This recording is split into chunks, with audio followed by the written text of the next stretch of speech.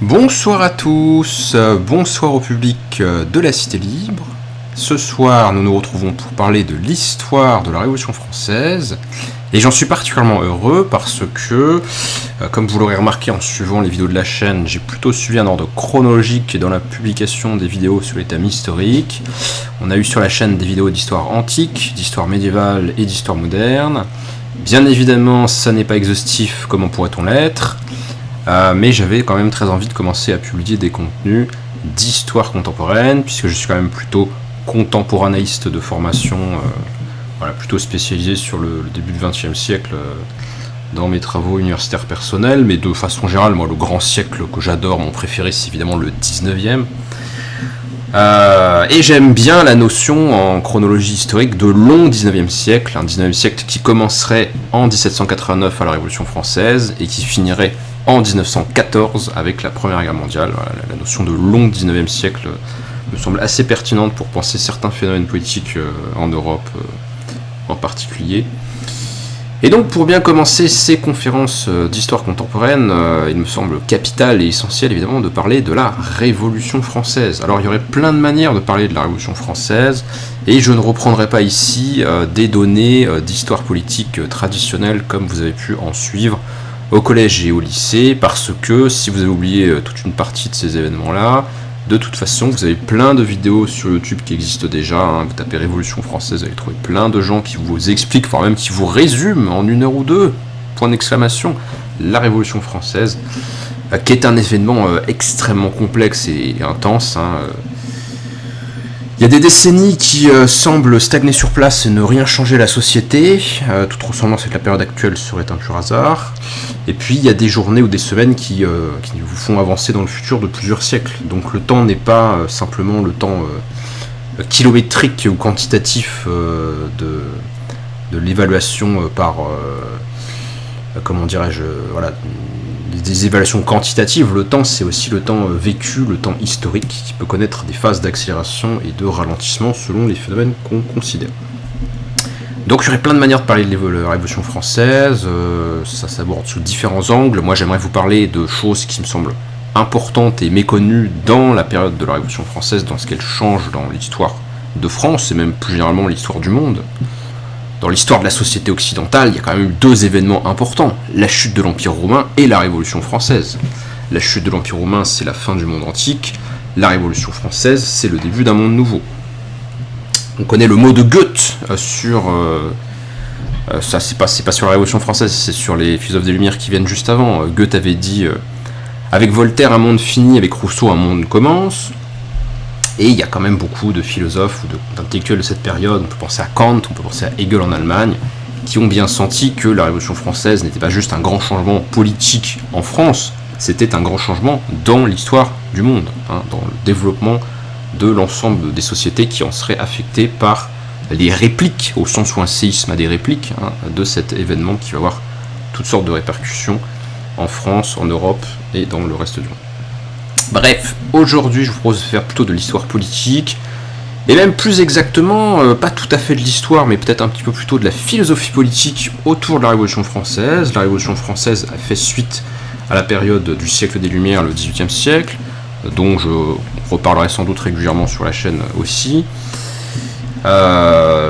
Dans le siècle des Lumières, dans le développement de la philosophie moderne, l'esprit s'est libéré des cadres statiques de la tradition. L'esprit s'est posé des questions sur le sens du monde. Est-ce que Dieu existe vraiment ? Sur le sens des valeurs. Est-ce que la morale, ça consiste à dépasser son intérêt ou à rationaliser son intérêt ? Elle s'est posé des questions sur le sens de la vie sociale, de l'organisation sociale, le sens aussi de l'organisation politique. Quels sont les meilleurs régimes ? Est-ce que la monarchie absolue du droit divin, c'est vraiment le meilleur système ? Est-ce qu'il n'y a pas d'autres possibilités ? Est-ce qu'il n'est pas meilleur pour certains peuples d'avoir certains gouvernements ? Qu'est-ce qui décide que certains peuples aient certains gouvernements, etc. Donc ça c'est plutôt des questions de sociologie politique qui émergent avec Montesquieu, hein, dans la période du siècle des Lumières en France. Bref, toutes sortes de remises en question, toutes sortes de questionnements radicaux, toutes sortes de questionnements philosophiques ont émergé dans la société moderne européenne, et particulièrement au XVIIIe siècle. Il est évident que ces remises en question, ces interrogations, ces possibilités d'organisation différentes qui sont contemplées du point de vue théorique ou du point de vue littéraire, avec le développement des utopies, grand genre littéraire du XVIIIe siècle. On imagine des sociétés alternatives, souvent dans le cadre de récits de voyage qui les placent ailleurs dans le monde, dans des îles lointaines où les sauvages sont organisés différemment et parfois mieux que nous, ou peut-être mieux que nous, point d'interrogation. Il y a un éclatement du champ des possibles et des idées sur ce que pourrait être la société, et dans la période de la Révolution française, ça se traduit par des questionnements sur la place des femmes. Est-ce que les femmes, dans la nouvelle société issue de la Révolution française, qui va progressivement se mettre en place et s'avérer être une république, en tout cas il y a une période de l'histoire de la Révolution française qui donne lieu à la naissance de la Première République, en septembre 1792, donc 3 ans après le début de la Révolution. Dans cette nouvelle société qui s'annonce, quelle sera la place des femmes ? Quelle sera la place des femmes du point de vue social et du point de vue politique ? Aujourd'hui, on va s'intéresser à un sujet très délimité, on ne va pas parler du rôle des femmes dans la Révolution française, encore que c'est évidemment en lien avec les questionnements qui les concernent. Les femmes ne sont pas simplement objet de réflexion ou objet de législation de la part des assemblées de la Révolution française qui prendraient des décisions qui les concernent, ce sont aussi évidemment des actrices de l'histoire, surtout dans cette période. Le principal événement de masse à caractère révolutionnaire qui implique des femmes durant la période de la Révolution française, c'est la marche des femmes parisiennes sur Versailles lors des journées des 5 et 6 octobre 1789. Je ne fais pas le commentaire de cet événement qui a comme conséquence immédiate le fait que la famille royale est déplacée de force depuis le château de Versailles jusqu'à Paris pour être sous la surveillance du peuple parisien. Mais ça mériterait un commentaire détaillé de cet événement en particulier, de tous ces acteurs, toutes ces facettes, pourquoi c'est arrivé, etc. En tout cas, ça montre l'implication des femmes dans les événements de la Révolution française, y compris d'ailleurs des deux côtés, puisqu'on trouvera aussi des femmes contre-révolutionnaires très actives, y compris de manière violente. Pensons par exemple à Charlotte Corday, qui est une royaliste qui va assassiner le journaliste d'extrême gauche Jean-Paul Marat dans sa baignoire, sujet de représentation picturale et littéraire assez régulière dans la suite de l'histoire.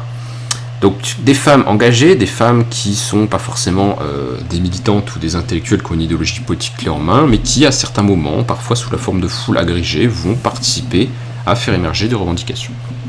Les femmes sont donc présentes dans le contexte de la Révolution française, dans l'action, dans les événements historiques qui transforment cette société.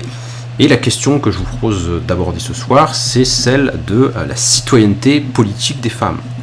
Les femmes, en effet, n'étaient pas mentionnées dans la Déclaration des droits de l'homme et du citoyen de l'été 1789, lorsque les députés du tiers-État, unis à quelques dissidents de la noblesse et du clergé, se réunissent sans l'aval du roi pour se proclamer Assemblée nationale, proclamer que le pouvoir politique maintenant c'est eux, et proclament leur intention d'écrire une constitution pour la France qui garantisse les droits et les libertés fondamentales.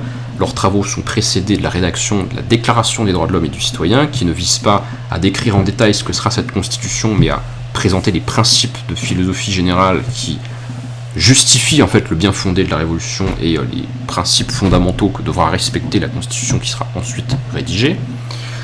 Cette constitution, elle reconnaît des droits à l'homme avec un grand H, donc tout être humain a certains droits fondamentaux.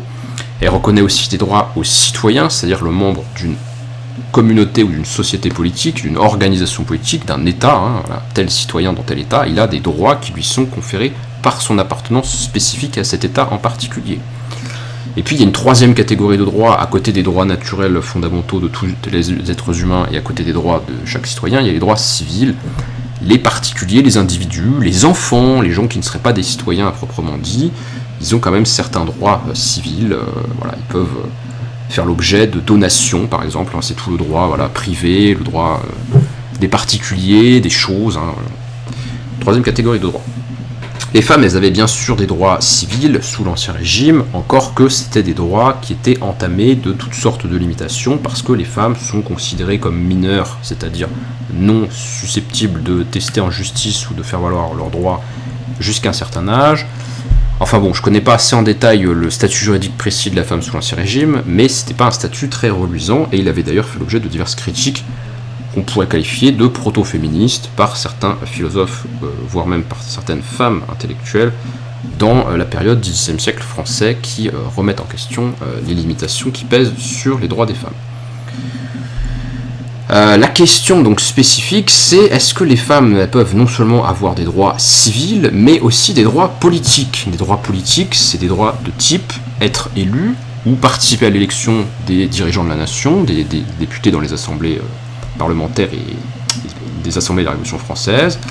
Est-ce qu'elles peuvent contribuer à exercer le pouvoir, soit en élisant leurs représentants dans le cadre d'un suffrage qui au départ est censitaire, mais à partir de la période républicaine en 1792 devient un suffrage universel masculin, donc tous les hommes pourront voter à partir de 1792. Est-ce qu'elles peuvent voter? Est-ce qu'elles sont compétentes ou aptes ou légitimes à exercer un pouvoir politique par l'intermédiaire du droit de vote, par l'intermédiaire de l'élection? Est-ce qu'elles peuvent être élues? Est-ce qu'elles peuvent faire partie des dirigeants des assemblées législatives? Ou encore, est-ce qu'elles peuvent tout simplement exercer une action politique, on va dire extra-parlementaire, dans la rue, sous forme d'associations, de groupements politiques? Il n'y a pas encore de partis politiques à proprement parler, mais il y a des sortes d'organisations politiques qui commencent à apparaître. Est-ce que c'est la place normale et convenable d'une femme, en fait, que de s'occuper des affaires publiques? Est-ce qu'elle n'aurait pas d'autres activités qui lui seraient plus naturelles en vertu de la faiblesse de son sexe, comme on disait dans la délicieuse langue de l'époque? Point d'interrogation. Et il faut réfléchir, je vous propose d'aborder deux textes qu'on pourrait qualifier de textes de philosophie politique, c'est-à-dire des textes qui ne se contentent pas de prôner là maintenant tout de suite, il faut que le gouvernement fasse passer telle loi parce que le contexte particulier du moment fait que il faut faire des taxes, il faut faire la guerre, il faut faire un truc contextuel là maintenant. Ça, ce serait des textes politiques, on pourrait dire. Les textes de philosophie politique vont plutôt s'intéresser à des principes, à des droits, à des normes fondamentales, quelque chose qui dépasse les circonstances et qui permet d'évaluer les régimes politiques du point de vue de la raison humaine. Est-ce que telle chose est vraiment fondée, c'est-à-dire est-ce que telle institution, telle norme, tel principe, telle valeur est vraiment justifiable par des arguments rationnels? Est-ce qu'on peut le défendre? Voilà, c'est plutôt ce type-là de texte qui va composer les textes de philosophie politique. Bien sûr, dans les cas concrets, on ne sait pas toujours quand on lit un document historique si on a un texte qui est plutôt politique actu ou un peu intemporel et un peu méta, c'est-à-dire plutôt philosophie politique. Parfois la frontière entre les deux types de textes n'est pas évidente. Donc on va examiner des textes qui sont plutôt de cette nature-là, qui ne prétendent pas simplement prendre question sur un sujet particulier dans les limites d'un contexte particulier, mais qui prétendent avoir une vision plus large, plus fondamentale, qui touche au principe et à la nature des choses. On va examiner deux positions. La position d'un défenseur de la citoyenneté politique des femmes, ça va être Nicolas de Condorcet, et ensuite on parlera d'un deuxième texte, d'un deuxième personnage qui va s'opposer au contraire au fait que les femmes puissent avoir des droits politiques, un autre député des assemblées de la Révolution française, Jean-Pierre André Amar. Alors je présente rapidement le premier de mes personnages, même si vous vous en souviendrez que j'ai déjà parlé de Condorcet sur une vidéo précédente de la chaîne sur la notion de progrès. On avait commenté un texte philosophique sur la notion de progrès chez Condorcet.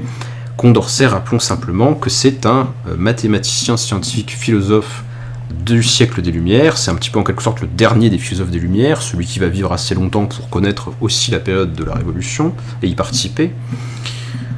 C'est un noble, c'est un marquis, donc de Condorcet. Alors c'est pas de la très haute noblesse, et de toute façon il était plutôt impliqué dans des activités, je dirais, intellectuelles et scientifiques que des activités administratives et politiques avant la Révolution. Mais à partir de la Révolution, il va commencer à s'impliquer dans un processus révolutionnaire. C'est un libéral, Condorcet, c'est un proche de Turgot. Voilà, c'est quelqu'un qui est pour la libéralisation du commerce de grains dans le royaume, supprimer les barrières douanières, etc., etc. C'est quelqu'un qui adhère au principe de la philosophie du droit naturel qu'on trouve chez un certain nombre de penseurs des Lumières françaises ou étrangères, mais peut-être surtout françaises, au XVIIIe siècle. Il adhère donc à la Révolution dans ses aspects libéraux, et puis il va même se radicaliser politiquement vers, je pense, la fin de l'année 91. Je sais plus trop si c'est avant ou après la fuite du roi Louis XVI, mais il va faire partie des premiers intellectuels Condorcet à prôner le passage à une république, en considérant que la monarchie s'est discréditée et que le régime le plus adapté pour la France du point de vue de la raison, c'est un régime qui serait pleinement fondé sur la confiance que le peuple manifeste à ses dirigeants, et non pas un principe de dynastie héréditaire. Donc il va s'opposer à la monarchie. Donc c'est un républicain et un libéral, on peut le qualifier avec les deux concepts en même temps, républicain-libéral, mais c'est aussi un penseur féministe, puisque Condorcet va rédiger un texte dont je vais parler dans un instant, qui s'intitule « Sur l'admission des femmes au droit de cité », un texte publié en 1790, donc on est encore au début de la Révolution, mais on est déjà après, si vous regardez la date, on est déjà après les journées d'octobre 1789, où justement les femmes avaient ramené la famille royale à Paris de force. Ça l'a sûrement amené aussi un peu à réfléchir au sujet, il y a ce contexte de politisation des femmes en France. Donc il va publier dans un journal favorable à la Révolution un texte en faveur de l'admission des citoyennes à la participation politique et à l'élection.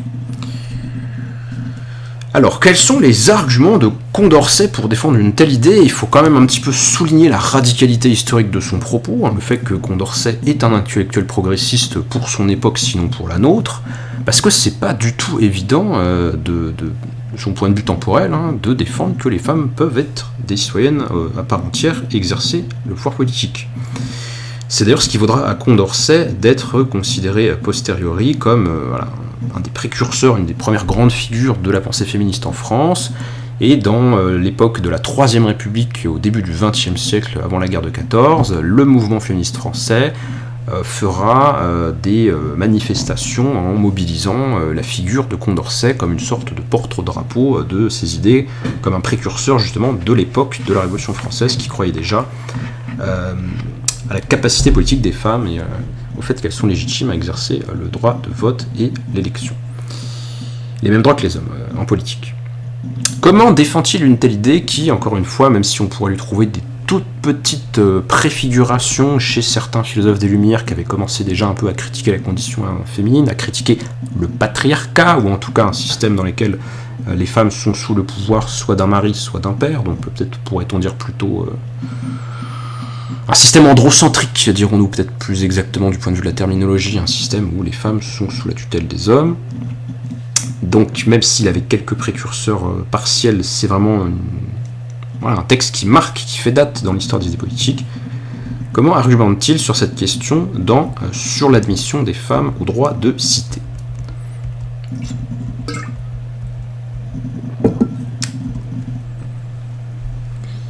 Alors je lis un petit peu Condorcet.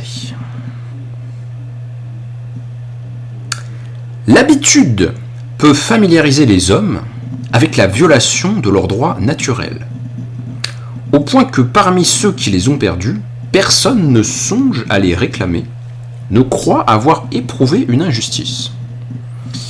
Donc Condorcet, c'est un juste naturaliste, c'est un défenseur de la philosophie du droit naturel, c'est quelqu'un qui pense qu'il y a des choses qui sont dues aux êtres humains en général et en particulier, du seul fait de leur nature, du fait que ce sont des hommes, et les lois de la société peuvent s'accorder ou pas avec ce qui est juste par nature, mais quand elles ne s'accordent pas avec ce qui est juste par nature, sont des lois injustes. Il y a donc un principe de légitimité qui est supérieur aux institutions existantes dans une société à un moment donné de l'espace-temps. On peut dire qu'il y a des lois injustes parce qu'il y a quelque chose qui est une justice supérieure aux lois.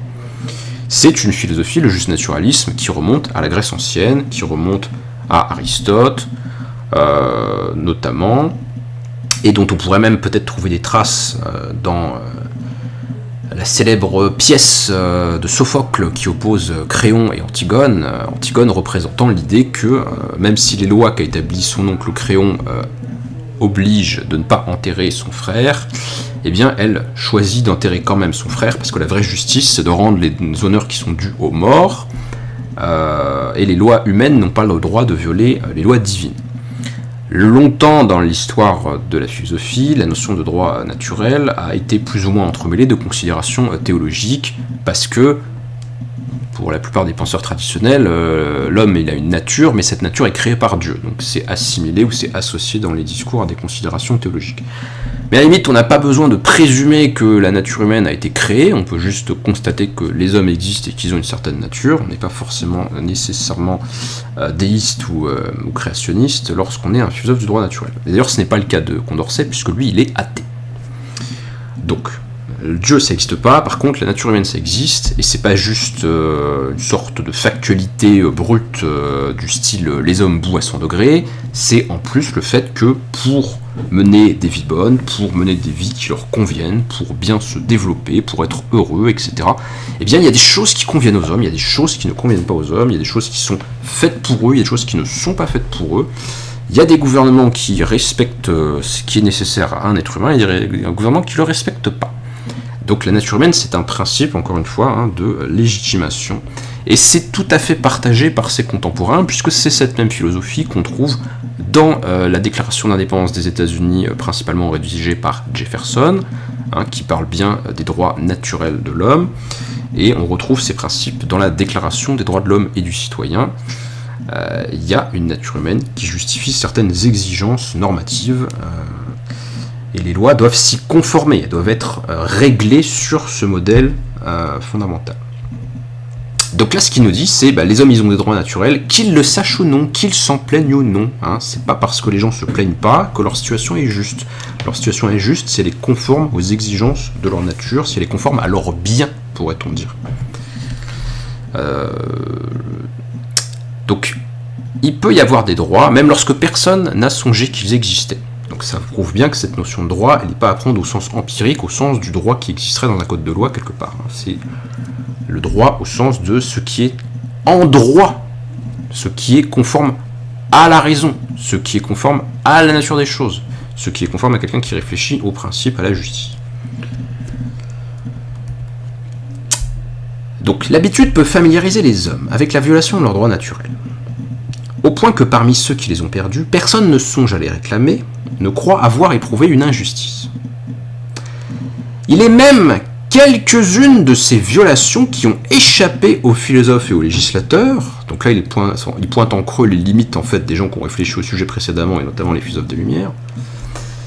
Il y a quelques-unes de ces violations donc aux droits naturels qui ont échappé aux philosophes et aux législateurs lorsqu'ils s'occupaient avec le plus de zèle d'établir les droits communs des individus de l'espèce humaine et d'en faire le fondement unique des institutions politiques.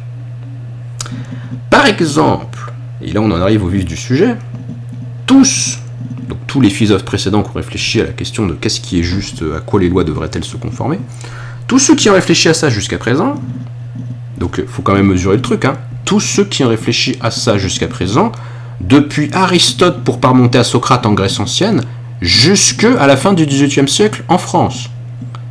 Tous ceux qui ont réfléchi à cette question de la justice par nature, depuis 2300 ans, si je suis pas trop mauvais en maths, pour prendre que les Occidentaux et pas le reste du monde, tous ceux qui ont réfléchi, n'ont-ils pas violé le principe de l'égalité des droits en privant tranquillement la moitié du genre humain de celui de concourir à la formation des lois en excluant les femmes du droit de la cité ? Point d'interrogation. Et effectivement, si on reprend toute l'histoire de la philosophie occidentale avant Condorcet, il y a quand même très peu de gens qui ont ne serait-ce que considéré comme intéressant de se poser la question si les femmes ne pourraient pas avoir des droits politiques. On a vaguement un texte de Spinoza que j'aurais peut-être ou peut-être pas mis sur la chaîne à la date de sortie de cette vidéo, où Spinoza argumente plutôt contre le fait que les femmes exercent des droits politiques. Ça prend une page dans un livre de Spinoza, donc si on rapporte ça à ses œuvres complètes, c'est rien du tout en termes de quantité, et puis c'est une page où il y réfléchit très rapidement pour dire que non, les femmes ne peuvent pas exercer de droits politiques, passons à autre chose. Bon, ça n'est pas un sujet central, donc ça vous montre le fait que c'est pas simplement que tous les gens qui auraient réfléchi au sujet avant auraient conclu que les femmes ne peuvent pas avoir droits politiques, c'est que c'était même pas une question en fait, ça va de soi, c'est de l'ordre de l'évidence.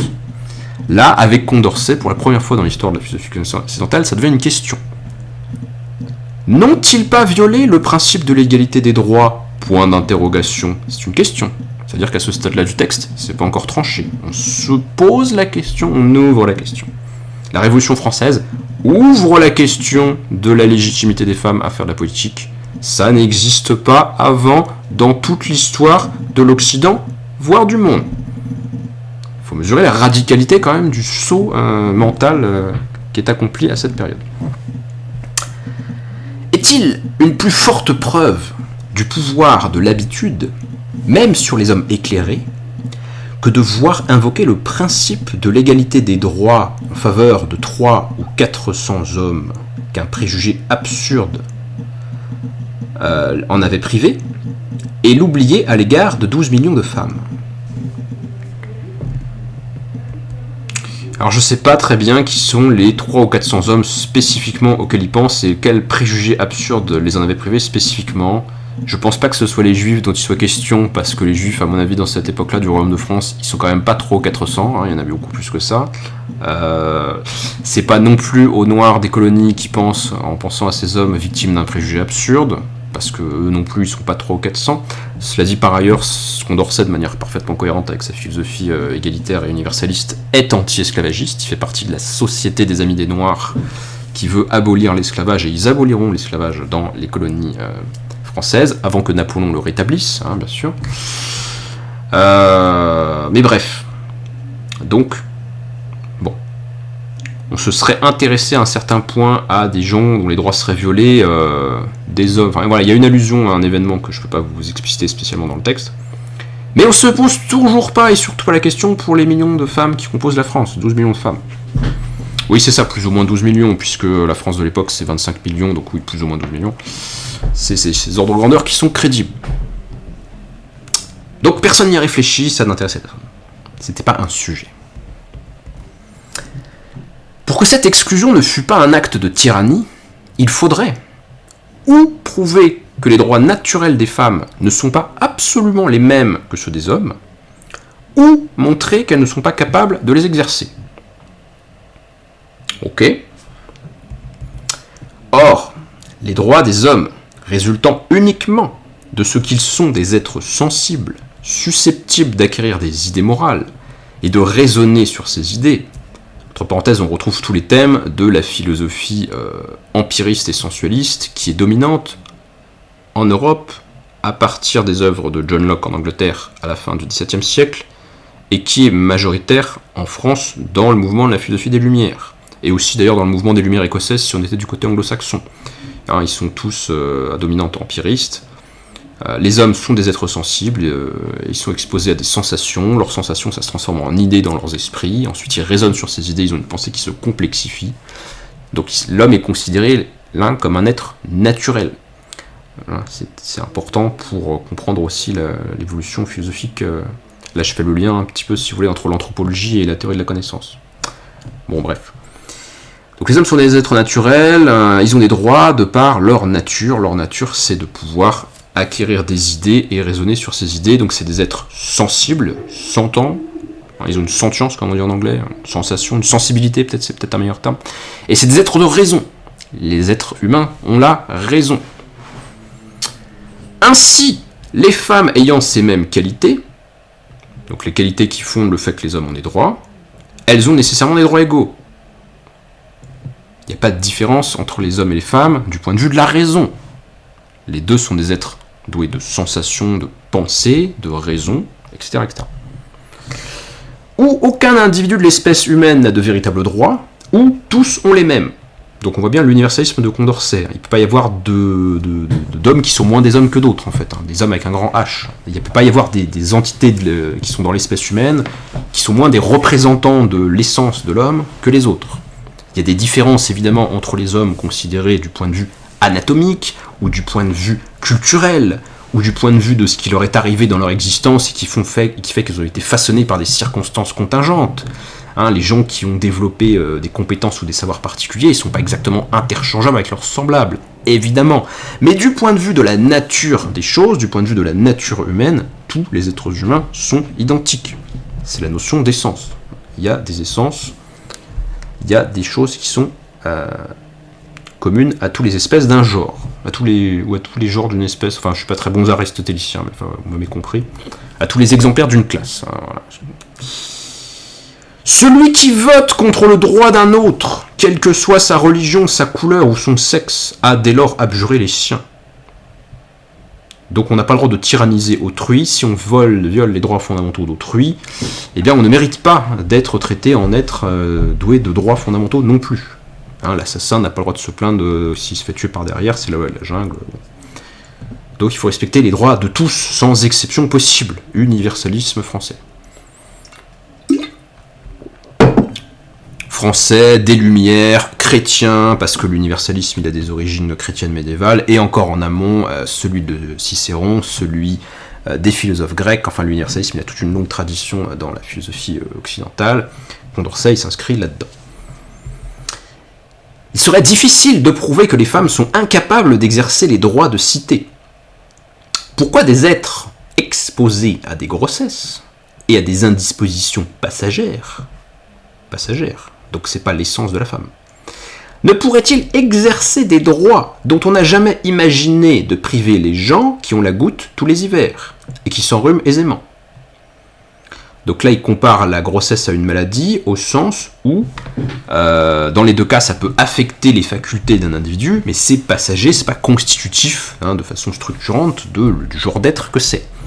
Donc personne n'a dit que les droits des individus ils étaient suspendus quand ils sont malades, donc si les droits des hommes à exercer des fonctions politiques ils sont pas suspendus du fait qu'ils peuvent tomber malades, pourquoi dire que les femmes ne peuvent pas exercer de droits politiques sous prétexte qu'elles peuvent tomber enceintes? Et hop, ils ruinent l'argument par « Ah, mais les femmes sont fragiles, elles peuvent être enceintes, etc. » Alors, autre argument. En admettant dans les hommes une supériorité d'esprit, qui ne soit pas la suite nécessaire de la différence d'éducation, entre parenthèses, ce qui n'est rien moins que prouvé, et qui devrait l'être, pour pouvoir, sans injustice, priver les femmes d'un droit naturel, cette supériorité ne peut constituer qu'en 2 points.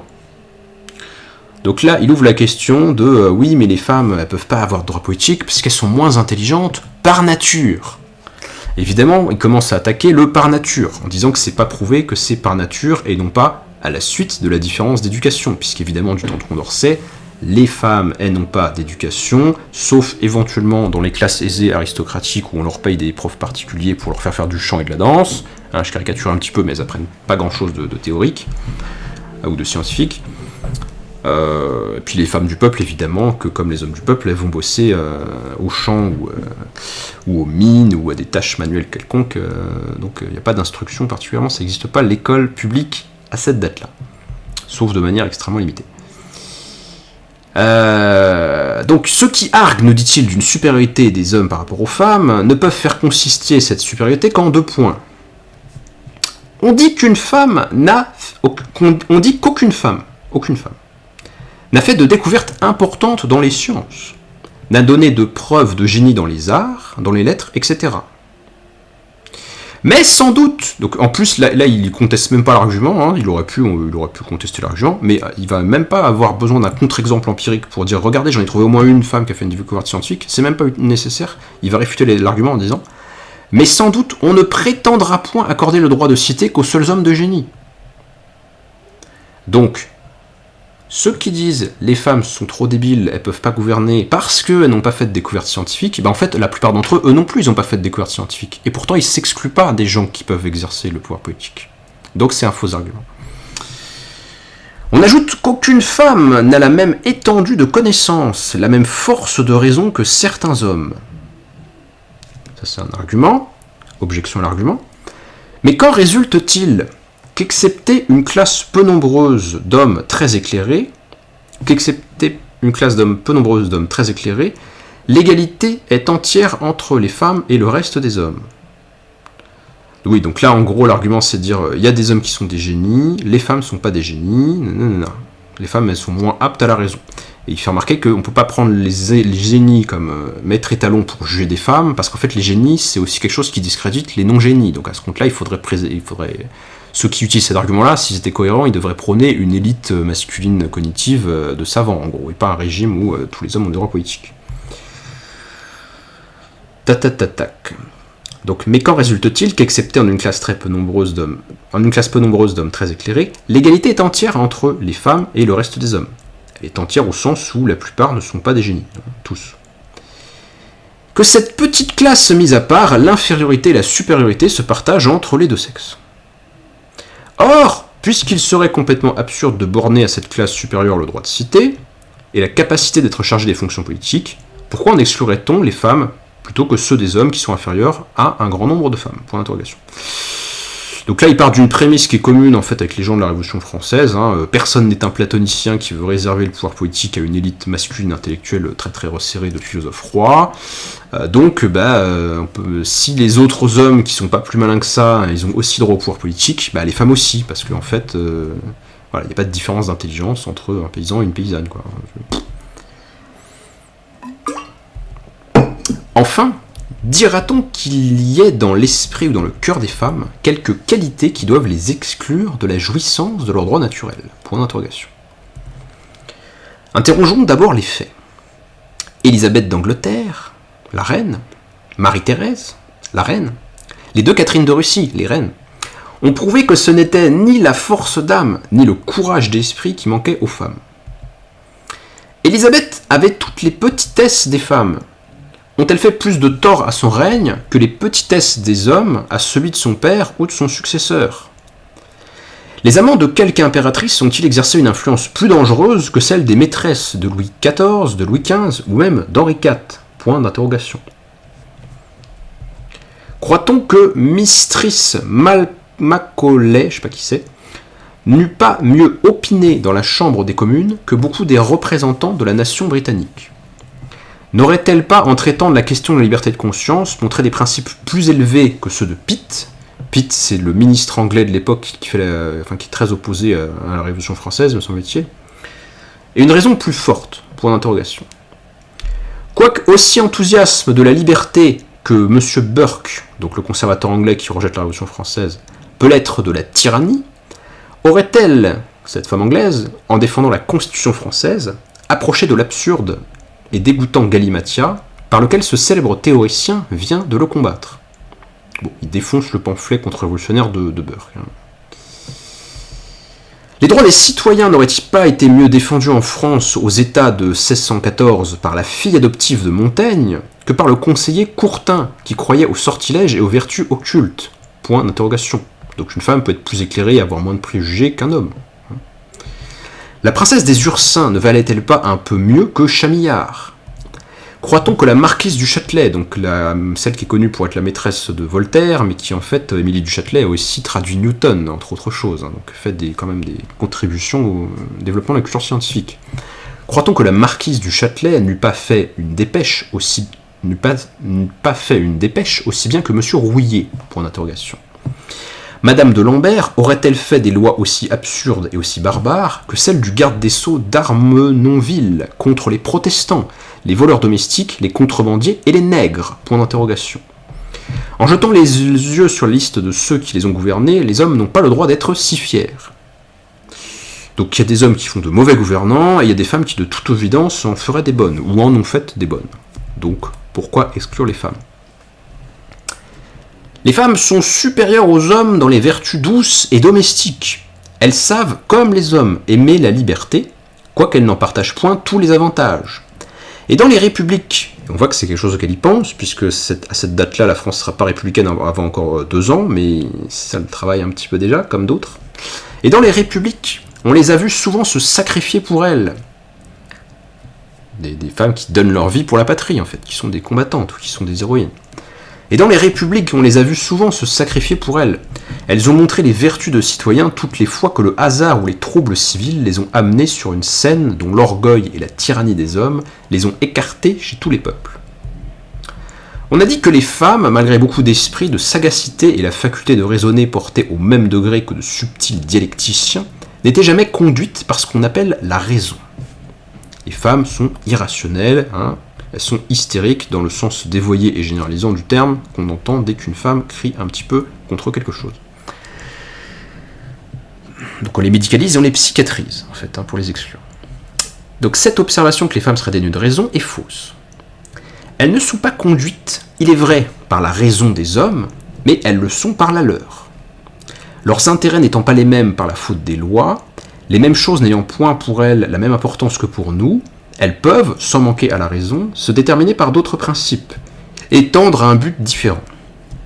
Il est aussi raisonnable à une femme de s'occuper des agréments de sa figure, qu'il était à l'époque de Démosthène, le célèbre orateur grec de l'Antiquité, de soigner sa voix et ses gestes.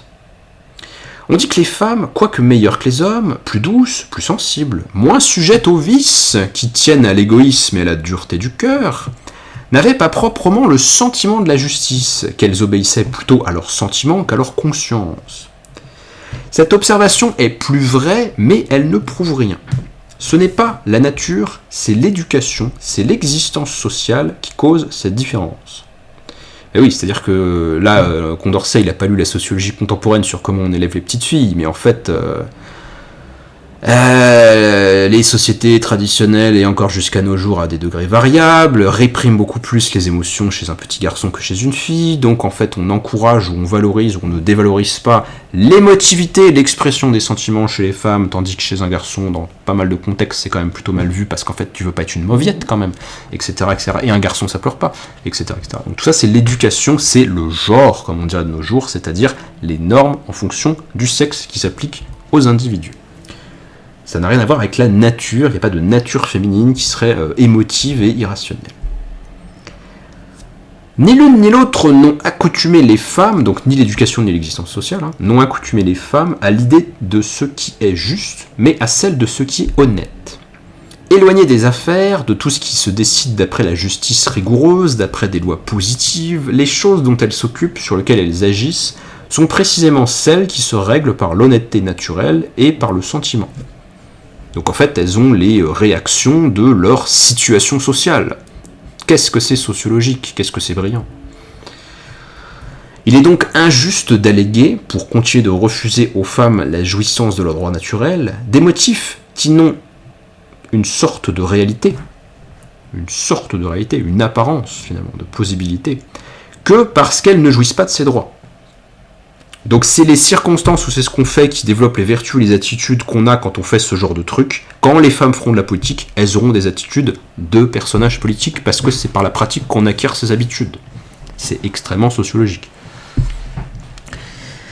Si on admettait contre les femmes des raisons semblables, entre parenthèses, j'insiste beaucoup sur cette aspect sociologique parce qu'on ne dit pas souvent que Condorcet serait un précurseur de la sociologie. Et effectivement, il n'est pas tout à fait vraiment un précurseur de la sociologie à proprement parler, encore que dans le texte on voit qu'il y a quand même quelque chose de ça, dans l'explication.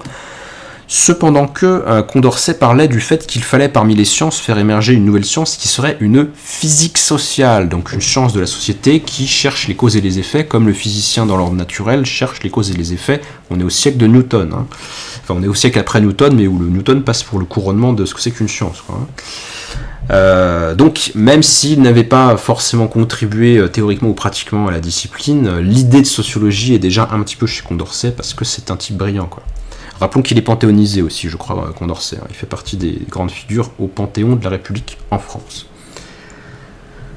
Sauf erreur de ma part. Il est donc injuste d'aller... Oui, non, j'ai déjà dit.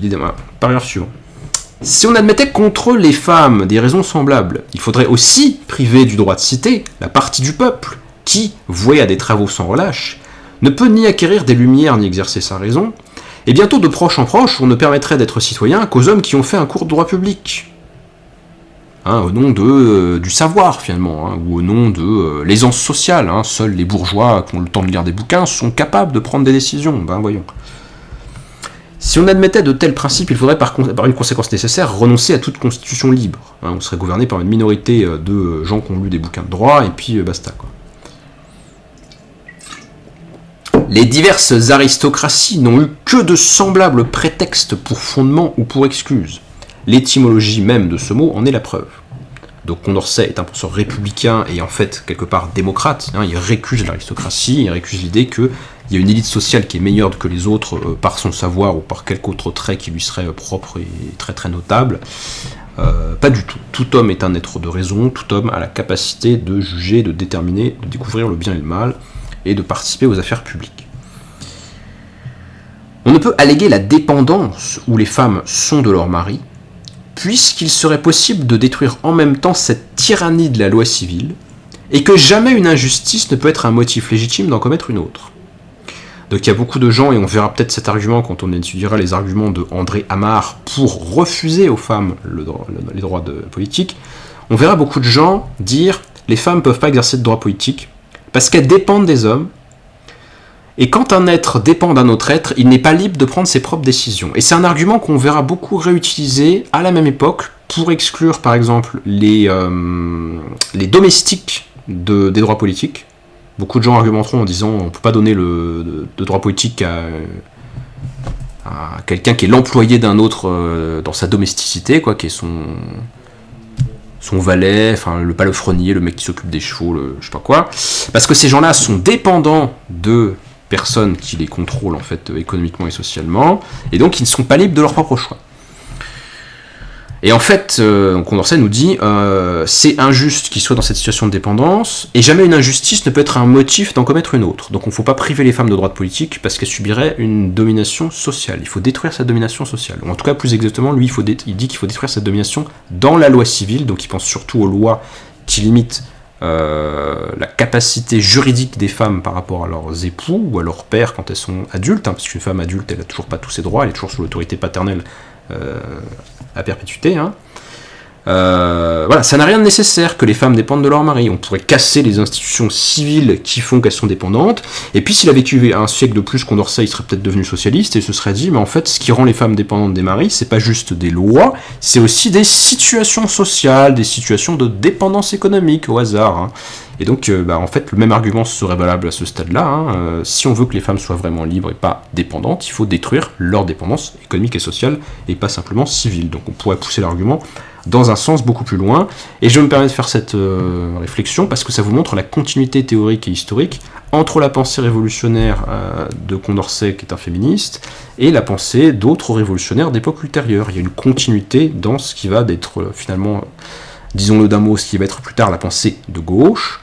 On va pouvoir radicaliser les intuitions républicaines que développe un penseur tel que Condorcet dans un sens plus radical. C'est ce qui va se produire au cours des siècles suivants jusqu'à nos jours.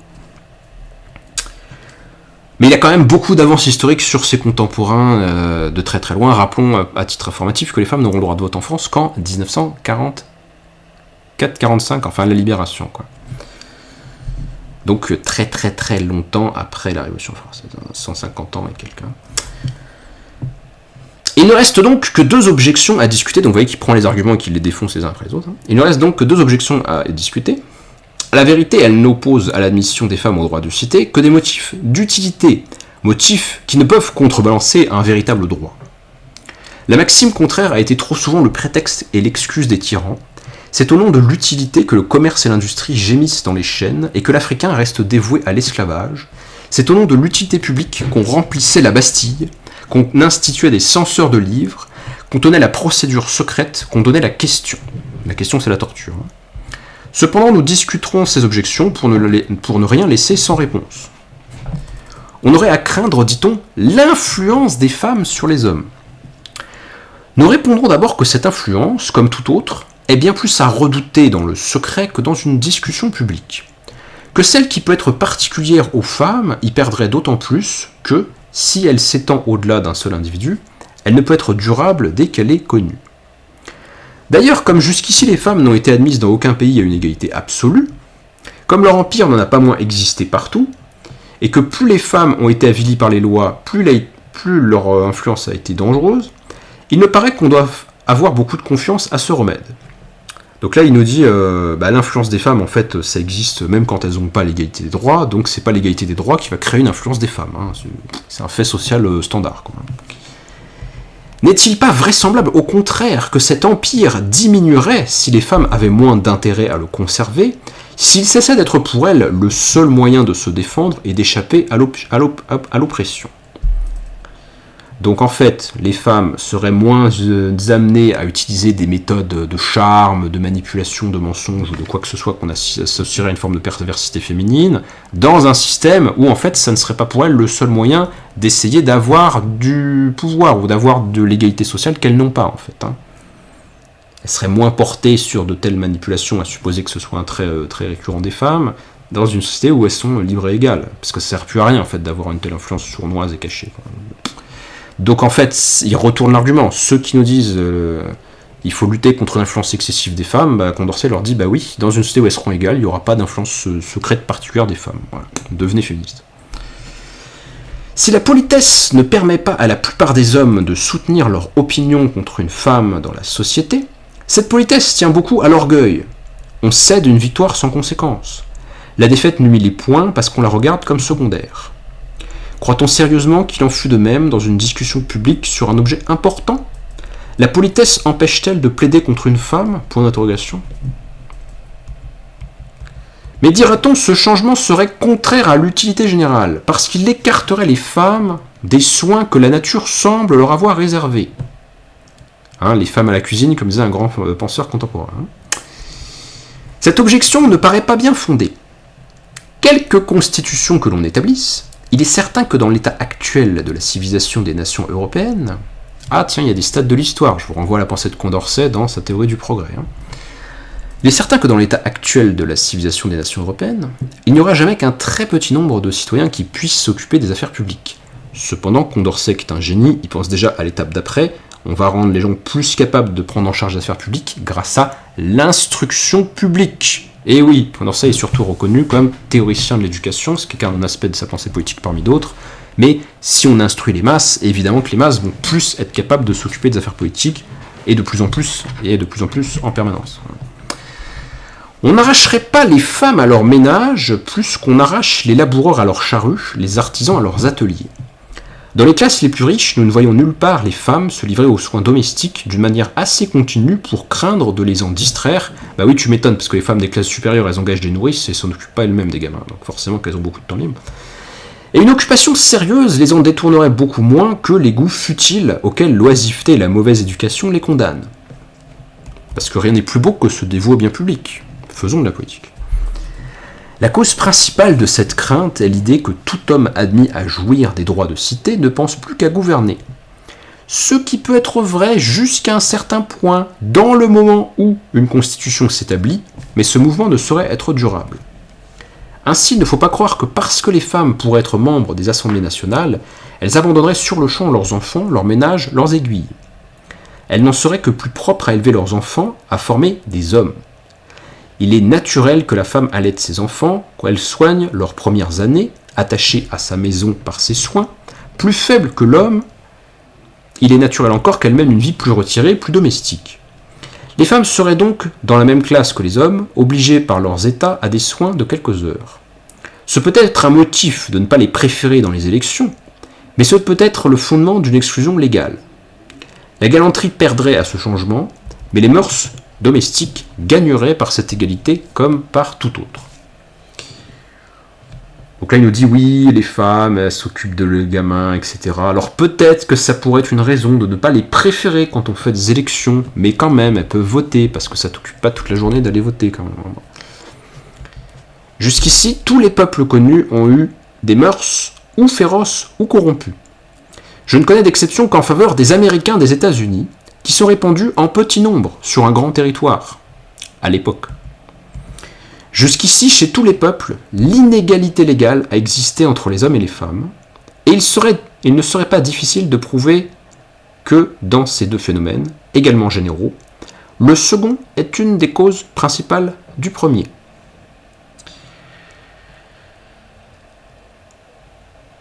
Donc là, ce qu'il nous dit, c'est que si de tout temps les peuples ont eu des mœurs ou féroces ou corrompues, c'est probablement pas sans lien avec le fait que de tout temps ils ont refusé l'égalité légale aux hommes et aux femmes. Pourquoi l'inégalité ça favoriserait des mœurs féroces ou corrompues ? Parce que pour maintenir les femmes dans un état de suggestion et de domination, il faut leur casser la gueule, et qu'il y a aussi une forme de perversité sexuelle derrière. C'est-à-dire qu'en fait, les femmes elles ont été maintenues dans l'infériorité historiquement, puisque ça les rend plus disponibles. Je vous parlerai un de ces jours du viol sous l'Ancien Régime, ça va pas être triste. Donc là, il nous dit qu'il y a une relation sociologique probable entre l'infériorité historique des femmes et la violence des mœurs. Les sociétés sont d'autant plus barbares ou d'autant plus corrompues qu'elles maltraitent les femmes. Le progrès de la condition féminine est un marqueur du progrès général de la civilisation. Donc il y a bien un rattachement possible entre la théorie du progrès chez Condorcet et sa pensée politique, notamment en matière de défense du féminisme, d'un certain féminisme politique. Juridique surtout, légaliste. C'est pas un socialiste, c'est un libéral, mais comme je le disais, certains de ces arguments peuvent aller plus loin dans le sens de l'égalité sociale. Donc il ne serait pas difficile de prouver que dans ces deux phénomènes également généraux, le second est une des causes principales du premier. Car l'inégalité introduit nécessairement la corruption et elle en est la source la plus commune, si elle n'est même pas la seule. Je demande maintenant qu'on daigne réfuter ces raisons, ce qui sera à peu près jamais fait. Quel penseur conservateur ou antiféministe n'a jamais donné la peine d'écrire une brochure discutant les arguments de Condorcet, ou d'un autre auteur, enfin ça n'existe pas vraiment, quoi. Très peu, quoi.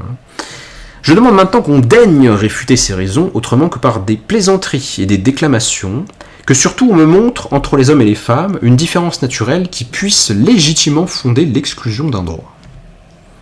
L'égalité des droits établie entre les hommes dans notre nouvelle constitution nous a valu d'éloquentes déclamations et d'intéressables plaisanteries, mais jusqu'ici personne n'a pu encore s'y opposer, personne n'a encore pu y opposer une seule raison, et ce n'est sûrement ni faute de talent ni faute de zèle. J'ose croire qu'il en sera de même de l'égalité des droits entre les deux sexes. Il est assez singulier que dans un grand nombre de pays, on ait cru les femmes incapables de toute fonction publique et dignes de la royauté. Donc là, il s'étonne d'un paradoxe, on a exclu les femmes de l'administration, de l'armée, de pouvoir public, mais pas forcément de la royauté, ce qui est quand même étrange, parce que c'est ce qu'il y a au sommet. Qu'en France, une femme ait pu être régente, et que jusqu'en 1776, elle n'a pu être marchande de mode à Paris. Donc il y en a fait sauter une loi en 1776 qui interdisait sans doute aux femmes d'être marchandes de mode à Paris. Et d'ailleurs, tout au long du 19e siècle et de la Troisième République, on fera sauter de plus en plus d'interdictions sur les métiers interdits aux femmes. On fera sauter l'interdiction pour les avocates, on fera sauter l'interdiction à la fin du 19e siècle pour la participation aux académies de peinture, aux concours liés à ce que l'État subventionne dans le domaine des formations d'artistes peintres, etc., etc., pour plein de domaines professionnels. Il est assez singulier donc qu'enfin, dans les assemblées électives de nos bailliages, on ait accordé au droit du fief ce qu'on refusait au droit de la nature. Plusieurs de nos députés nobles doivent à des dames l'honneur de siéger parmi les représentants de la nation. Pourquoi, au lieu d'ôter ce droit aux femmes propriétaires de fief, ne pas l'étendre à toutes celles qui ont des propriétés qui sont chefs de maison ? Point d'interrogation. Pourquoi, si on trouve absurde d'exercer par procureur le droit de cité, enlever ce droit aux femmes, plutôt que de leur laisser la liberté de l'exercer en personne. Donc là, j'imagine, je suis pas sûr du point juridique, mais qu'en fait, au moment de l'élection des députés du tiers-état, enfin des représentants du tiers-état, plutôt en 1789, on élisait des délégués en fonction des propriétés, des fiefs, notamment pour la noblesse, et qu'il y avait des femmes qui étaient propriétaires de terres aristocratiques, qui ont transféré ce droit des hommes d'être leurs représentants au niveau national. Donc il y a des hommes qui représentent la nation parce que des femmes, en fait, comme il dit, leur ont fait concession de leur titre de propriété terrienne pour aller représenter la nation aux États généraux. Donc là, il nous dit, pourquoi pas donner directement aux femmes ce droit, plutôt que de laisser des hommes être leur sorte de représentants, etc., etc. Ça veut dire aussi, en fait, cet argument que si on refuse, en fait, aux femmes des capacités politiques, il y a des gens qui ont été élus qui ne devraient pas l'être. Donc là, il attaque potentiellement aussi des gens, enfin, il essaie de les faire réfléchir, voilà, vous devez vos places à des femmes, en fait. Pourquoi est-ce qu'elles n'auraient pas de droit, du coup ? Voilà, donc c'est le texte de Condorcet, je vois le temps qui défile, je vais pas trop m'y attarder, je pense qu'il est génial, il avait tout compris avec 150 ans d'avance, il est très très très intéressant, très bien construit. Et maintenant, pour lui faire pièce et créer un débat, montrer le débat historique qui a eu lieu, parce que je suis pas bien sûr que ce soit encore un sujet de débat en France en 2026, on va parler d'un point de vue antiféministe, un point de vue qui conteste, qui récuse la participation politique des femmes aux droits politiques. Et pour ça, on va s'intéresser à Jean-Pierre-André Amar. Alors Jean-Pierre-André Amar, il est moins connu que Condorcet de toute évidence. D'ailleurs, je ne sais pas énormément grand-chose sur lui. Alors je vais lire en 2-2 sa fiche Wikipédia. Donc c'est aussi un des députés de la Révolution française. Il va être dans les assemblées de la Révolution française plus longtemps que Condorcet, parce que Condorcet sera décrété d'accusation au cours de l'année 1793, et donc il sera arrêté et on le retrouvera mort en prison, donc il va disparaître durant les troubles de la Révolution. André Amar, lui, il va continuer d'être là un peu au-delà de cette période. Donc en juin 93, il est membre du comité de sûreté générale, donc je pense que c'est la police ou c'est des organisations qui sont liées voilà, donc on est dans le contexte de l'année 93, on est un petit peu après le texte de Condorcet. Entre-temps, je passe rapidement sur les événements de la Révolution, mais entre-temps, entre le texte de Condorcet et celui qu'on va lire, eh bien, la France est entrée en guerre, c'est une guerre qui se passe très mal, les Prussiens, les Autrichiens envahissent le pays, c'est la guerre civile, il y a des départements entiers qui sont entrés en rébellion contre le pouvoir central parisien et contre les représentants dans les différentes villes ou dans les campagnes de la garde nationale ou des forces favorables à la Révolution française, révolution qui a donné naissance à une république. Donc c'est la République de 93, l'année terrible, comme disait Victor Hugo, la France est en guerre civile, et dans les assemblées, le pouvoir glisse vers la gauche des assemblées de la Révolution française, vers ceux qu'on va appeler les montagnards qui siègent à gauche, et qui recoupent plus ou moins le club qui se réunit à Paris au couvent des Jacobins, le club dit, qui va donner son nom à une tendance politique de la Révolution française, les Jacobins, qui sont influencés par des idées républicanistes souvent plus radicales, moins favorables au libéralisme et à la propriété privée, plus favorables à la démocratie directe et au pouvoir populaire. Donc, des gens qui sont souvent marqués, comme Robespierre, par l'influence de la philosophie politique de Rousseau. Et c'est pas inintéressant le lien que je vais faire pour ce que je vais dire. Rousseau était farouchement misogyne. C'est triste à dire, mais c'est une des raisons qui font que moi j'ai beaucoup de mal avec les gens qui nous expliquent que Rousseau serait l'ancêtre de la gauche. Mais entre autres idées qui sont pas du tout de gauche, Rousseau est farouchement misogyne, et les femmes au foyer qui cousent, ça lui convient très bien, il n'y a pas besoin que ça aille plus loin que ça. C'est tout juste si elles ont le droit de lire.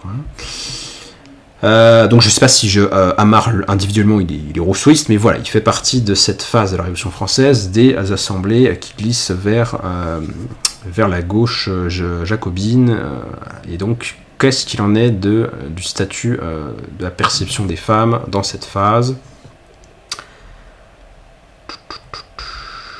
Donc il s'occupe du comité de sûreté générale. Bon, on sent que c'est quelqu'un qui a du pouvoir, Amar, dans cette période-là, en tant que député. Rappelons que les assemblées de la Révolution française, et notamment la Convention, c'est des assemblées monocaméralistes. Ça veut dire qu'il n'y a pas de Sénat. Les députés, ils ont la réalité du pouvoir en France, il n'y a plus de roi non plus, donc il n'y a pas de pouvoir exécutif au-dessus de l'Assemblée, il n'y a pas de Sénat, il n'y a pas de Conseil constitutionnel, donc en fait l'Assemblée, la Convention, enfin les assemblées révolutionnaires, mais la Convention en particulier, c'est une assemblée qui a tous les pouvoirs, elle reçoit de la nation le droit de gouverner, et tous les autres pouvoirs qui existent sont des délégations ou des créations de la Convention. Donc c'est très concentré, et être député dans cette période-là, ça veut vraiment dire avoir du pouvoir dans l'Assemblée. Alors, donc, ce qu'on va lire, c'est un discours de la fin de l'année 1793, donc du député Amar.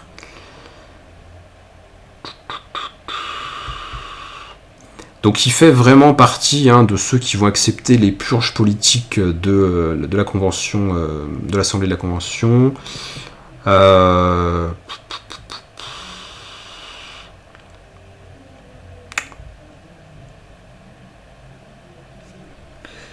Oui, voilà, il va faire arrêter les Brissotins, il va faire arrêter ou mettre en accusation les Dantonistes, etc., etc. Il va survivre à la purge de Robespierre le 9 Thermidor, mais un peu plus tard, il sera aussi accusé d'avoir été du côté des robespierristes.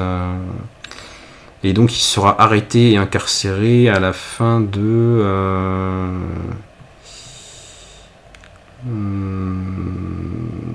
un peu après la date qu'on étudie. Mais voilà, à ce moment-là, il est quand même plutôt marqué dans les tendances les plus radicales des assemblées de la Révolution française. Donc, Amar va faire un discours pour défendre l'interdiction aux femmes de fréquenter les sociétés populaires. Il est membre en fait d'une commission qui travaille sur ce texte-là et qui va le faire voter par l'Assemblée. Ça sera voté le 30 octobre 1793.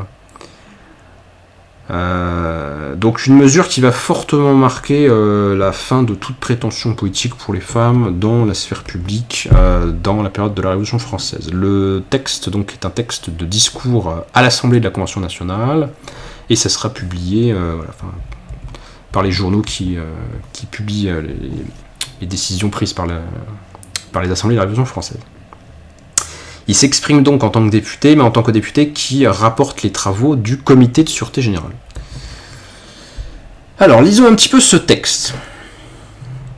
Amar au nom du comité de sûreté générale. Citoyens, votre comité s'est occupé sans relâche des moyens de prévenir les suites des troubles qui ont eu lieu avant-hier à Paris, au marché des Innocents, près Saint-Eustache. Donc le comité a passé la nuit à recevoir des députations, à entendre les différents rapports qui lui ont été faits et à prendre des mesures pour maintenir la tranquillité publique. Plusieurs femmes, soi-disant jacobines, d'une société prétendue révolutionnaire, se promènent le matin au marché et sous les charniers des Innocents avec un pantalon et un bonnet rouge. Donc les symboles typiques des sans-culottes parisiens et des autres villes françaises, puisqu'il y a des sans-culottes à Marseille et dans d'autres villes françaises. Ces femmes donc prétendirent forcer les autres citoyennes à adopter le même costume. Plusieurs déposent avoir été insultées par elles. Donc c'est le point de vue de ce que nous dit Amar et le comité de sûreté générale. Il nous dit des femmes ont tenté d'en obliger d'autres à adopter une tenue de sans-culotte avec pantalon bonnet rouge, qui marque l'engagement plus révolutionnaire. Il se forma un attroupement de près de 6000 femmes. Toutes les femmes s'accordent à dire que les violences et les menaces ne les forceraient pas à prendre un costume qu'elles honoraient, donc elles sont pour la révolution évidemment, mais elles ne veulent pas prendre les habits de ces femmes révolutionnaires, paraît-il. Mais donc un costume qu'elles honoraient, mais croyaient devoir être réservé aux hommes. Qu'elles obéiraient aux lois faites par les législateurs et aux actes des magistrats du peuple, mais qu'elles ne céderaient pas aux volontés et aux caprices d'une centaine de femmes oisives et suspectes. Elles crièrent toutes « Vive la République une et indivisible !» Des officiers municipaux et des membres du comité révolutionnaire de la section du contrat social calmèrent les esprits et dissipèrent les attroupements. Le soir, le même mouvement éclata avec plus de violence. Une rixe s'éleva. Plusieurs des femmes, soi-disant révolutionnaires, alors j'aime bien comme à chaque fois il met en doute le fait que ça soit des gens vraiment pro-révolution française, ce qui est peut-être pas impossible non plus, mais ça pourrait très bien être des femmes pro-révolution française et qui veulent justement manifester leur adhésion de façon particulièrement marquée, avec aussi des revendications dont on n'a pas beaucoup de transmission dans ce discours. Plusieurs femmes soi-disant révolutionnaires furent maltraitées. On se livra envers quelques-unes à des voies de fait que la décence devrait proscrire. Plusieurs propos rapportés à votre comité prouvent qu'on ne peut attribuer ce mouvement qu'à un complot tramé par les ennemis de la chose publique. Plusieurs de ces femmes se disant révolutionnaires ont pu être égarées par un excès même de patriotisme, mais d'autres, sans doute, n'ont été conduites que par la malveillance. Donc ces femmes qui ont l'air d'être des rouges bien révolutionnaires, soit elles ont été trompées, soit c'est peut-être un complot de la droite qui veut diviser les Français, tout ça trouble les affaires publiques. Il met fortement en doute le fait que ce serait vraiment des révolutionnaires. On voudrait, dans ce moment où l'on juge Brissot et ses complices, donc certains députés qui se sont opposés aux purges politiques dans les assemblées, exciter quelques mouvements à Paris, comme on a cherché à le faire à toutes les époques où vous alliez prendre quelques libérations importantes, et où il s'agissait de prendre des mesures utiles à la patrie. La section des marchés instruite de ces événements, donc les sections, c'est les sections de sans-culottes, qui sont des espèces de gardes urbains de citoyens pro-révolution française. La section des marchés instruite de ces événements prit une délibération par laquelle elle annonce à votre comité qu'elle croit que quelques malveillants ont pris le masque d'un patriotisme exagéré pour exciter un mouvement sectionnaire et une espèce de contre-révolution dans Paris. Donc ça serait en fait des gens de droite qui auraient essayé de déclencher cette émeute avec des symboles de gauche. Bon. Ah bon. Tout ça est bien mystérieux. Cette section demande qu'il soit défendu de ne gêner personne dans la liberté des costumes et que les femmes populaires et que les sociétés populaires de femmes soient sévèrement interdites, au moins pendant la Révolution. Donc il y a une réclamation de la base, la base militante, la base populaire parisienne, des sections masculines évidemment de sans-culottes, dit que les comités de femmes révolutionnaires, là, ça commence à créer du bordel, il faudrait les interdire. Ah bon. Donc on soumet ça au comité de sûreté générale de la Convention nationale. Le comité a cru devoir porter plus loin son examen. Il a posé les questions suivantes. Petit 1. Est-il permis à des citoyens ou à une société particulière de forcer les autres citoyens à faire ce que la loi ne commande pas ? Point d'interrogation. Bon, la réponse, c'est plutôt évidemment non. On ne peut pas obliger de force quelqu'un à faire des choses qui ne sont pas prescrites par la loi. C'est un abus de sa liberté. Petit 2. Les rassemblements de femmes réunies en société populaire à Paris doivent-ils être permis? Point d'interrogation. Les troubles que ces sociétés ont déjà occasionnés ne défendent-ils pas de tolérer plus longtemps leur existence? Point d'interrogation.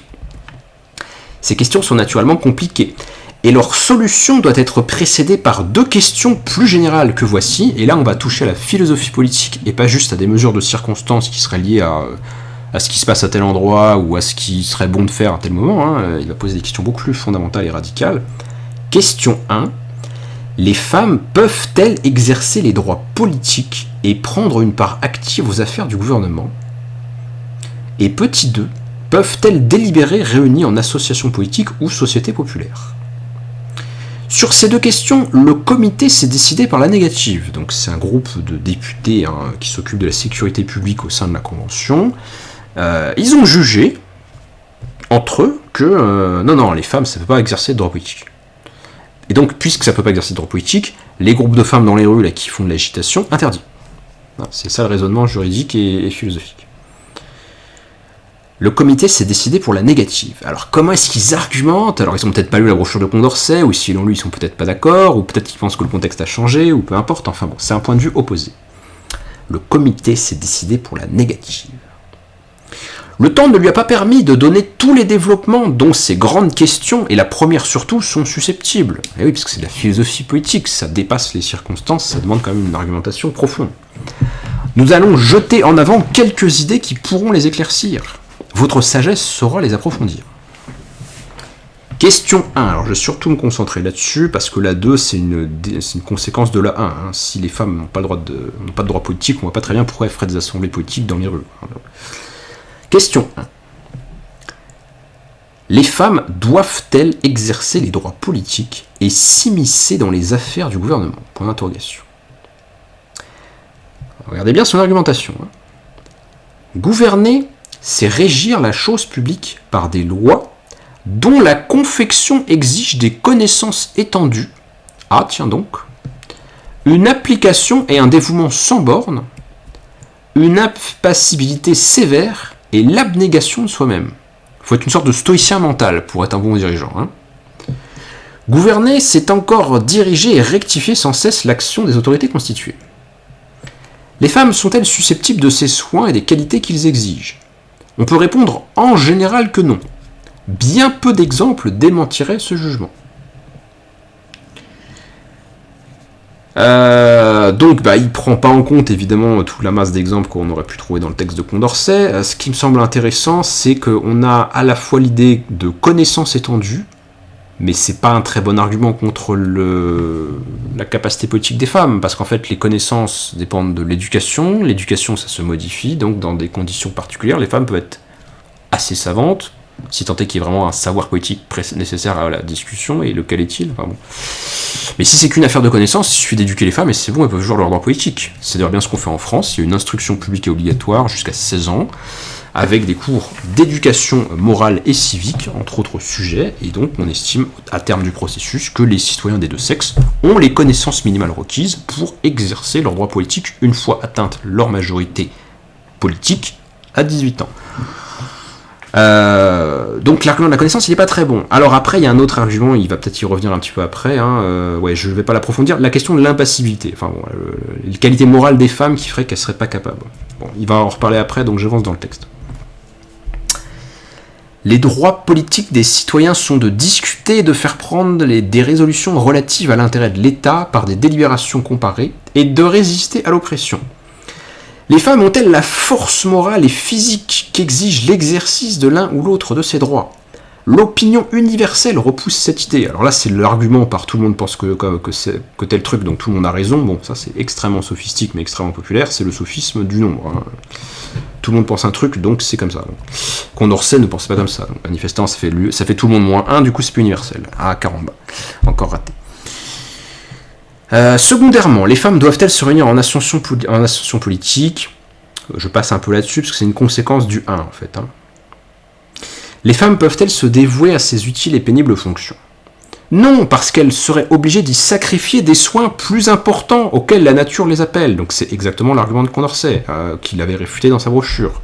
On refuse la capacité politique des femmes en disant que ça serait les détourner de leur devoir naturel qui est d'éduquer les enfants.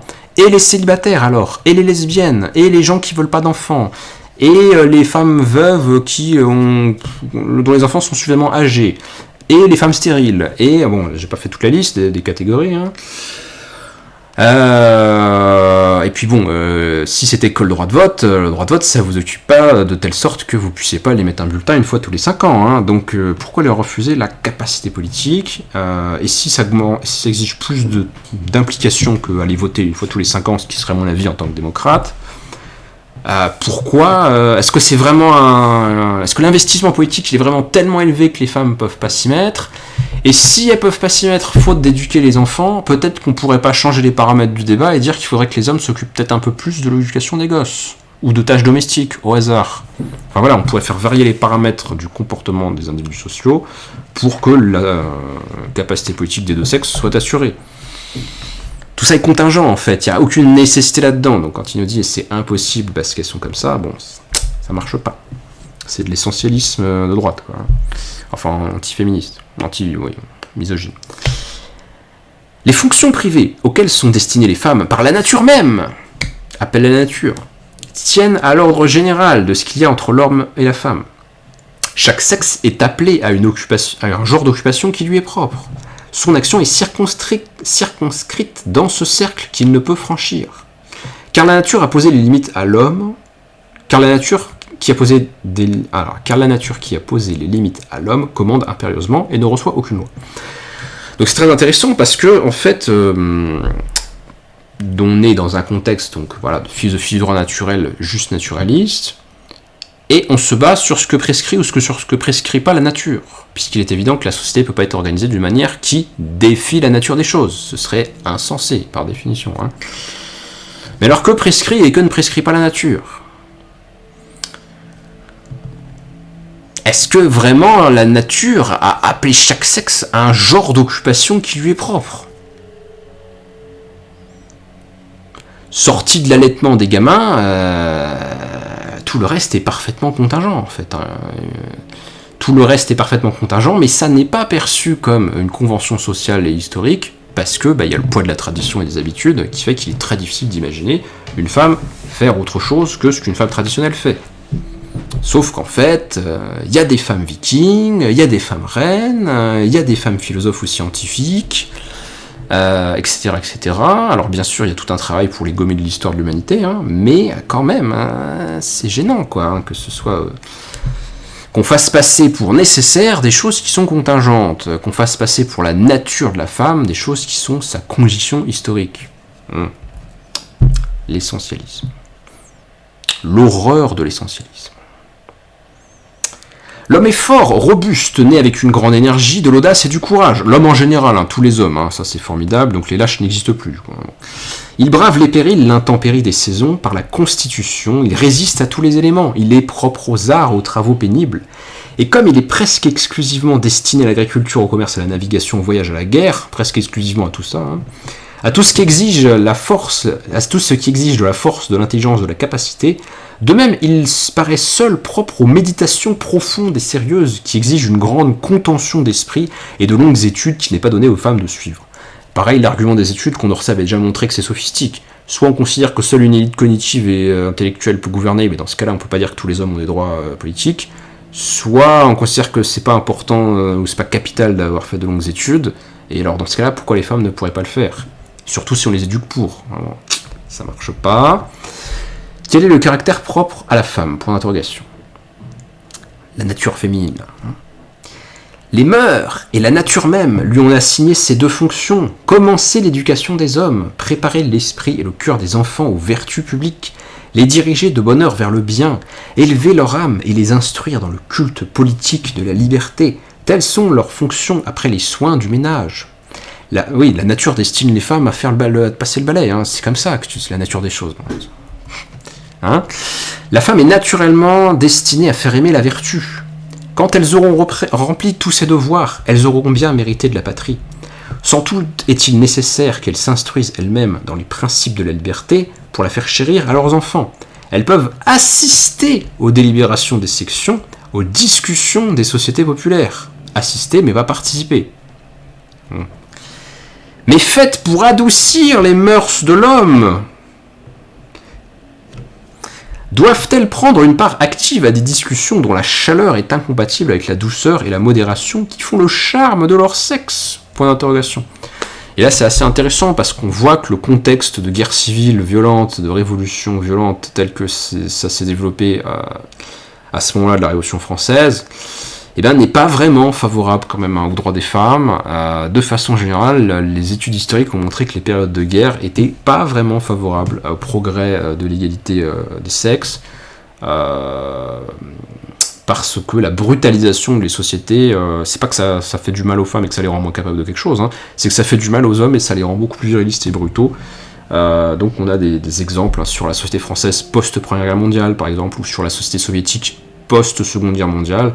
C'est plutôt des phases historiques où la condition féminine a stagné, voire même un peu régressé, parce qu'il y a un durcissement en fait, des rapports de genre et que les hommes sont plus brutaux, en fait, après avoir été brutalisés par les périodes de guerre. Donc là, on est dans le contexte d'une période de guerre cruelle, hein, qui est une guerre civile au moment de la Révolution française. On voit que l'état d'esprit que ça produit chez un certain nombre d'individus va pas vraiment dans le sens de moins distinguer les hommes des femmes ou de considérer que elles pourraient être les égales politiques des hommes. Parce que les discussions sont tellement violentes et la violence c'est tellement naturel à l'homme, hein, paraît-il. Bon. Nous devons dire que cette question tient essentiellement aux mœurs, et sans les mœurs, point de république. L'honnêteté d'une femme permet-elle qu'elle se montre en public et qu'elle lutte avec les hommes, de discuter à la face d'un peuple sur les questions d'où dépend le salut de la République ? Point d'interrogation. Alors il répond pas à la question, mais c'est une question presque rhétorique. Hein.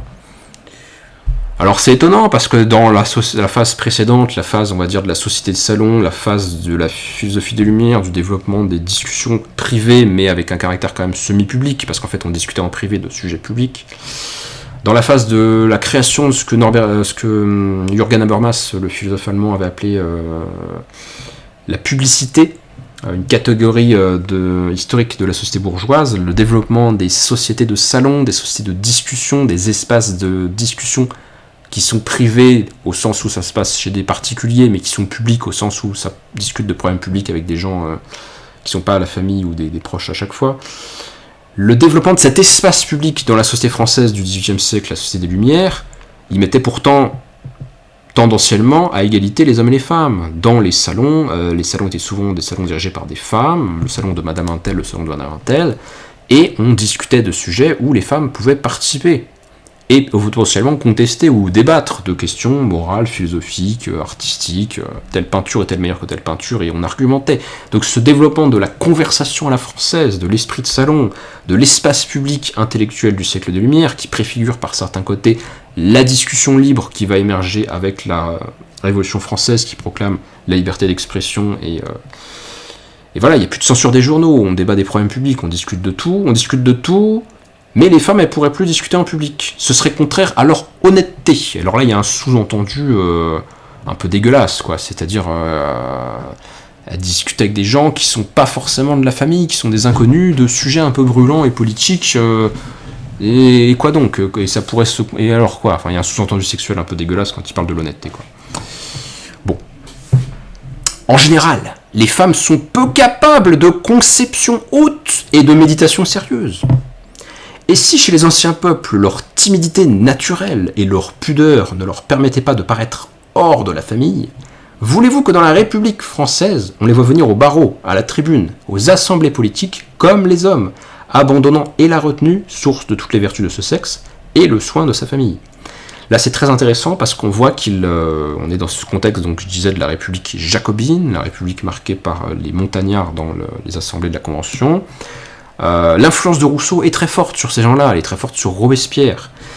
Et Rousseau, comme je l'ai dit, est profondément misogyne. La référence aux républiques antiques, aux républiques romaines, c'est tout ce qui participe de cet esprit de renouvellement de la Révolution française, de cet esprit de création d'un nouveau système politique qui est la République, Sauf que comme le modèle de la République, c'est les républiques antiques, certes ça pousse à plus d'égalité entre les hommes, puisqu'il n'y a plus de rois, on est tous égaux, on est tous citoyens, on est tous des citoyens soldats, etc. Sauf que ces républiques antiques, elles ne connaissaient guère, ou pas du tout, l'égalité homme-femme, ou la participation politique des femmes. Ça n'existait pas à Athènes, par exemple, modèle de la démocratie. Les femmes n'avaient pas de capacité politique dans la République athénienne. Donc c'est intéressant de voir les effets paradoxaux en fait du républicanisme antique ou néo-antique qui se développe dans les assemblées de la Révolution française avec notamment l'influence de Rousseau, parce que c'est un modèle qui, par certains aspects, est très moderne et très progressiste et très démocratique, mais c'est une démocratie sexuée, c'est une démocratie genrée, c'est une démocratie qui exclut la capacité politique des femmes. Ce sont des gens qui seraient de gauche s'ils n'étaient pas conservateurs en matière de mœurs, d'un certain côté. Etc. Bon, je vous passe le reste du raisonnement. On a vu que c'était beaucoup des arguments, donc j'ai un peu fait la critique en montrant leur caractère essentialiste ou partial. Ça mène la Convention nationale à décréter, à la suite du rapport du comité de sûreté générale et du discours de Hamar auprès des députés, ça les mène à voter 2 articles. Article 1er, les clubs, sociétés populaires de femmes, sous quelque domination que ce soit, sont défendus, donc c'est interdit. Article 2, toutes les séances des sociétés populaires doivent être publiques. Je commente que l'article 1er. On interdit donc, à partir de cette date, en fin de l'année, octobre je crois, octobre 93, les sociétés populaires de femmes sont interdites, donc les femmes n'ont pas le droit de se réunir en association qui aurait un objet ou un caractère politique. Et ça va rester comme ça jusqu'à la fin de la Révolution française. Je ne parle même pas des régimes suivants qui seront beaucoup plus conservateurs et réactionnaires, en particulier l'Empire napoléonien qui interdit le divorce et qui est une grande régression historique en matière de droits des femmes.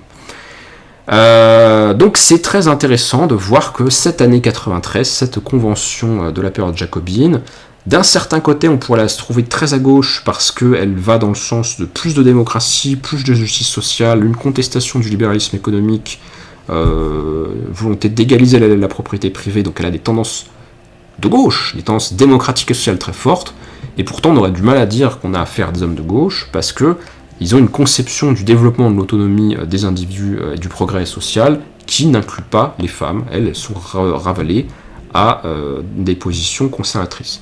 Entre parenthèses, je lisais pour préparer cette conférence le livre de Jean-Clément Martin, La révolte brisée, femmes dans la Révolution française et l'Empire 2008. Et Jean-Clément Martin fait remarquer que dans la polémique politique de la Révolution française, la figure féminine est constamment dévalorisée, que ce soit du côté des révolutionnaires ou du côté des contre-révolutionnaires. Ils vont avoir tendance à genrer et à féminiser les cibles de leur propagande, de leur pamphlets, de leurs vignettes ou illustrations satiriques, etc. Les révolutionnaires auront tendance à représenter les nobles comme efféminés et décadents, libertins, jouisseurs, etc. Et certains contre-révolutionnaires auront tendance à présenter les foules de la Révolution française comme étant des foules de femmes, ou des foules féminisées. Féminisées, donc hystériques, donc stupides, inconstantes, volatiles, bêtes, la bêtise des foules, grand thème conservateur s'il en est, qui a toute une postérité après cette période. Donc la référence aux femmes est faite de toutes sortes de façons, aussi bien chez les gens qui sont contre la Révolution française, mais elle est toujours utilisée de manière misogyne et sexiste pour dévaloriser l'adversaire, le déviriliser, le moquer, l'humilier, le rabaisser et le rendre incapacitant. L'incapacité. Donc voilà, il y a aussi une construction symbolique, si vous voulez, qui se fait dans cette période-là. La République, c'est une sorte de condensé des vertus antiques romaines, agraires, soldatesques, les vertus des citoyens soldats, un peu comme chez Rousseau et dans le modèle de la Rome républicaine antique. On oppose une vertu républicaine qui est sévère, qui est martiale, qui est comme les tableaux de David, le Serment des Horaces, qui est un tableau juste avant la Révolution. On oppose à cette masculinité virile et soldatesque et citoyenne le contre-modèle de l'aristocrate, qui est décadent, jouisseur, libertin, féminisé. Et donc la bonne femme, c'est la mère de famille qui fait des enfants pour la patrie, qui est la citoyenne de ce modèle pourrait dire républicain conservateur ou républicain traditionnaliste sur les mœurs, d'un certain côté. Et cette construction, cette opposition entre une vertu républicaine et une décadence aristocratique, elle se fait au détriment des femmes, en fait. Elle se fait au détriment de l'égalité politique des femmes. Et donc les républicains ne suivront pas finalement les intuitions de Condorcet, qui restera isolé dans sa défense de la capacité politique des femmes. Voilà, écoutez, j'espère que ces deux textes vous auront amené à réfléchir davantage aux enjeux de cette période. On voit qu'en fait, toute notre modernité politique, elle est déjà là, elle est là dans la Révolution française. C'est une période qui nous définit civilisationnellement, qui définit un nouvel âge de l'humanité. On est dans l'âge de l'après-Révolution française. Toutes les grandes idéologies politiques modernes, quasiment, sont les enfants ou les continuations de la Révolution française, ou des idéologies politiques qui se sont constituées en réaction à la Révolution française. Les idéologies de droite ou conservatrices ou anti-républicaines sont aussi nées dans cette période. Donc c'est passionnant à étudier, il y a vraiment beaucoup de choses à dire sur cette période. Il y aura d'autres exposés, peut-être même qu'il y aura d'autres exposés sur les actions ou les participations politiques concrètes des femmes dans les journées de la Révolution française, dans les grands épisodes. En tout cas, j'espère que ça vous aura montré dans le vif de l'histoire, dans le vif de l'activité historique, qu'est-ce que c'est que de réfléchir à des sujets de philosophie politique, qu'est-ce que c'est de réfléchir aux principes et aux valeurs de la société, comment on peut argumenter, parce qu'il faut aussi remarquer et saluer la qualité argumentative, la construction qu'on voit dans ces textes. Les grandes figures de la Révolution française, ce sont des gens qui ont une bonne culture juridique, une bonne culture du droit, ce sont souvent des juristes de formation comme Robespierre, et les textes de leur discours sont des textes, ou des brochures, etc., sont des textes qui sont souvent bien construits, de façon claire, rationnelle. On est au pays de Descartes, le pays des idées claires et distinctes. On veut des choses qui sont argumentées et construites. Il y a tout un effort rhétorique qui est marquant dans ces textes, et qui n'est pas sans être tout à fait bénéfique au service d'un débat d'idées qui soit vraiment profond, qui dépasse les circonstances du débat pour s'élever à des principes généraux. Donc ça nous montre vraiment une pensée poétique de haute tenue, dont on aimerait que le débat public contemporain en France puisse s'en rapprocher, ce qui est quand même pas toujours le cas, c'est moins qu'on puisse dire. Mais voilà, ça nous amène à réfléchir finalement à la qualité de ce que c'est qu'un débat public de haut niveau entre des positions contradictoires, la position de Condorcet féministe et la position d'André Amar opposant à l'égalité politique des deux sexes. Je vous remercie, je vous dis à très bientôt, j'espère qu'on pourra continuer à parler de ces sujets tous ensemble, et je regarde un peu vos questions.